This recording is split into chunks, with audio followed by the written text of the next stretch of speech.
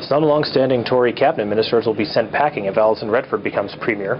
The Tory leadership candidate made that vow at a Sun News editorial board meeting. I think there's a lot of cabinet ministers that have provided public service in the past that probably won't be in cabinet next time. And what's interesting, when I talk about being a different candidate, you know, honestly, there's leadership candidates out there that have an awful lot of cabinet support. And my expectation is that if those candidates were to win, you'd still see a lot of the same faces around the cabinet table. Redford said the Stelmach government shouldn't have changed the royalties scheme. The biggest mistake was royalties. And the decision was made, I think, a year and a half before I got elected. It's one of the reasons I decided to run. And it was one of the commitments that I made to my constituents, was to try to reverse that framework. Redford was adamant the Alberta Human Rights Commission would be safe under her leadership.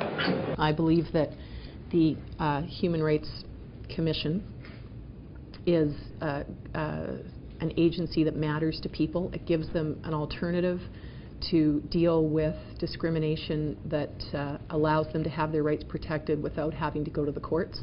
And I think that it matters to an awful lot of people.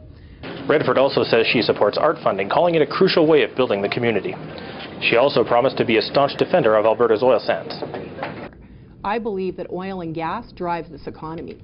Oil and gas not only drives this economy, it allows us to do everything else that Albertans want. When we look out this window and we see these roads and we see schools and we see hospitals, at the end of the day, the reason we can afford to do all of those things and we can afford to have the quality of life that we have as Albertans is because of our oil and gas industry. The first ballot to replace Premier Ed Stelmach goes September 17th. For Sun News, I'm Sean McCann.